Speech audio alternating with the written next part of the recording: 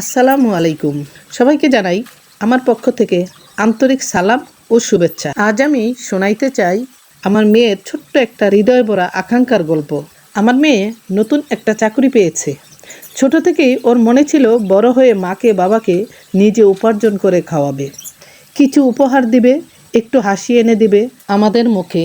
এই ভেবে মেয়েটা মোবাইলের ক্যালেন্ডারের দিকে তাকিয়ে থাকে, স্যালারির ডেট কখন আসবে। এই প্রথম বেতন পাওয়া মাস যেন তার জন্য শত বছরের অপেক্ষার মতো। প্রতিদিন বলে, মা, এই মাসটা শেষই হচ্ছে না। কখন এই মাসটা শেষ হবে, কখন স্যালারি পাবো, কখন তোমাদের জন্য কিছু কিনে খুশি করব। ওর এই চাওয়া পাওয়ার মধ্যে কোনো অভিমান নেই, আছে শুধু বুক ভরা ভালোবাসা, ত্যাগ আর দায়িত্ববোধ।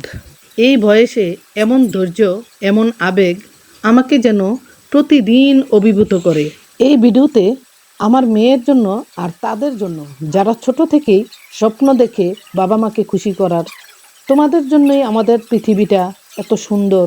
তাই সন্তানদের উচিত সব সময় মা বাবার কষ্ট, ভালোবাসা, ত্যাগকে সম্মান করা ও মনে রাখা।